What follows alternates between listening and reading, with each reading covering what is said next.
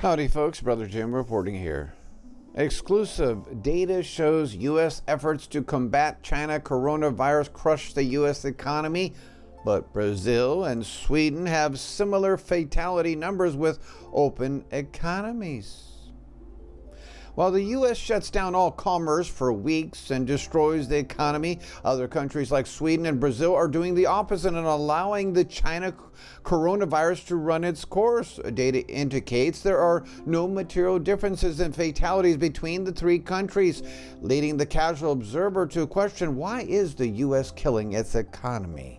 The U.S. continues to prevent nearly all commerce from occurring. To combat the China coronavirus, many other countries are following suit. Pardon me. But some countries like Sweden and Brazil are keeping their countries open for business. Data shows that the fatalities related to the coronavirus in these countries are very similar to those in the U.S. We also reported that Brazilian leader Jair Bolsonaro refuses to lock down Brazil's economy to fight off the China coronavirus. So how are Sweden and Brazil doing when compared to the U.S. with their strategy to combat the coronavirus? Well, the USA has a total of 18 deaths per 1 million population.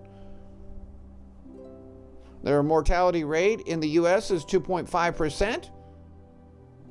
Meanwhile, in Brazil, death populations are only 2 per 1 million population, and their mortality rate is 4.1%, and Sweden is 5.5%. But Sweden's total deaths per population is 30. So anyway, just want to show you that report. And revealed areas hit hardest by coronavirus in the U.S. voted all against Trump, but he helps them anyways because he's the best president ever. Democrats should thank God President Trump is a president for every American. President Trump won the 2016 in an electoral college landslide. He won over 30 states and a huge percent of countries around the U.S. The areas that he did not win were the Democrat-held big cities, areas like New York City, the epicenter of the coronavirus. Washington, D.C., and San Francisco all went to former First Lady Hillary Clinton.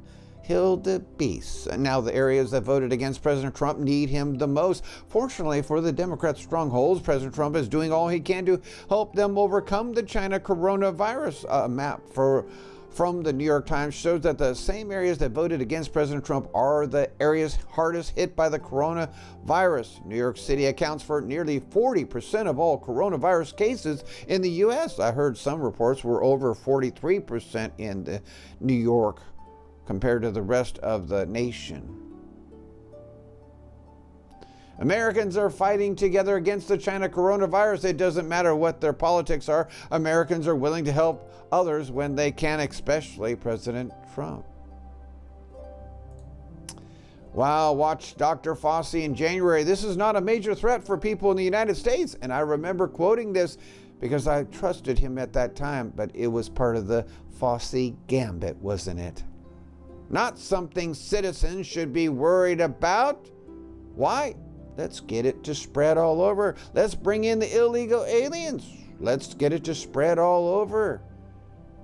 And let's not use anything to get rid of it in the hospitals. Let's make sure we hold back on the chloroquine. In January, Dr. Anthony Fauci told Newsmax TV that the United States did not have to worry about the coronavirus. Now, 3 months later, he wants to shut down every state. I think it was the end of February where he said, we're going to have 2.1 million people die. Now he lowered it to 200,000. Now he wants to shut down the whole rest of the United States when we're not going to even have hardly any deaths. But on top of that, they're trying to kill the people, as I reported earlier, and make it worse. It's an easy fix, but we have so many devils in high places trying to make it bad, trying to destroy our economy, and trying to kill the people. Too far? This man had too much too far social distancing. Man arrested for paddleboarding in Malibu by himself faces up to 6 months in jail. What happens in California happens to the rest of the nation later. A man was arrested in Malibu on Thursday for paddleboarding in the ocean alone. There he is. Local authorities claim that he was violating social distancing rules despite being all alone. In a Facebook post about the incident, the Lost Hills Sheriff Station said that deputies were flagged down by lifeguards regarding a male adult in the water disobeying lifeguard orders to exit the water. The post continued on to claim that the man remained in the water paddle boarding for approximately 30 to 40 minutes. LASD boat was brought in from Marina Del Rey Station. Once the sheriff's boat arrived on scene, the suspect complied and swam to shore. Have you ever heard of anything so crazy? The unnamed man was arrested for disobeying a lifeguard in violation of the government code for not complying with Governor Gavin Newsom's stay-at-home order. He is now facing up to a $1,000 fine, up to 6 months in jail, or both. Earlier this week, a surfer in Manhattan Beach was fined $1,000 after ignoring orders to get out of the ocean. It doesn't get any crazier, does it? John Solomon, Mueller's hidden evidence translator, exonerated Don Jr. and Trump Tower meeting, FBI memos show. But no, we're going to demonize the Trump administration and Don Jr. Remember the infamous June 2016 Trump Tower meeting with Don Jr. and Russian lawyer Natalia Veselnitskaya? The media was hyperventilating over as proof of Russian collusion. It turns out a little-known translator named Anatoly Samakornov provided exculpatory evidence to the feds, yet the FBI and Mueller's team worked to conceal the information. As par for the course, new FBI memos revealed that an eyewitness account by a Russian translator trusted by the U.S. Department of State completely debunked the media's narrative about the Trump Tower meeting. The media reported that Donald Trump Jr. and other Trump camp associates met with Veselnitskaya after she promised dirt on Hillary Clinton, a setup, of course. Don Jr. insisted the meeting was short and that Veselnitskaya and her crew spent most of the time talking about the Magnitsky Act. The FBI reported that the translator hired by Veselnitskaya backed up Don Jr.'s story publicly. However, the FBI accused Don Jr. of lying, of course. According to the John Solomon, the topic of discussion was the Magnitsky Act and related topics. Samakornov told the agents, adding that Veselnitskaya didn't do most of the talking. An American lobbyist provided the presentation, he said. Well, I'm not going to read all that, but again, the media lies were cited by lawmakers when they subpoenaed Don Jr. and dragged him in for questioning about the Trump Tower meeting. In 2017, the Senate Intel Committee, chaired by Rhino of all rhinos, Richard Burr, called in Donald Trump Jr. and questioned him in a marathon 9-hour interview about the meeting he had with Veselnitskaya. Remember, Richard Burr is the idiot, the Republican in name only, real Democrat, real devil in a suit. He called Donald Trump, he lied and made all the media believe that Donald Trump said those S-hole countries. Remember that? He's the one who started that.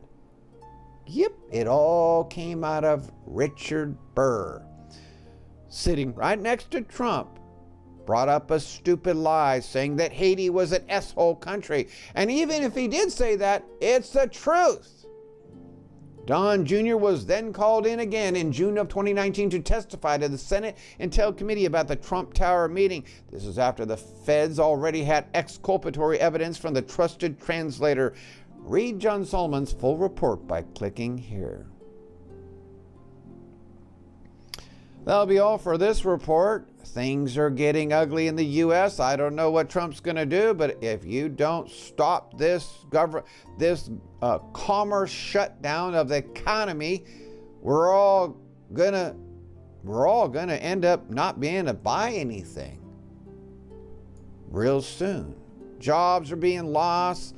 6.6 million people filed for unemployment last week. 6.6 million. It's being wiped out, Trump. What are we going to do? I don't know. I trust God and I trust Cyrus, but things are looking really ugly right now. Thank you for listening.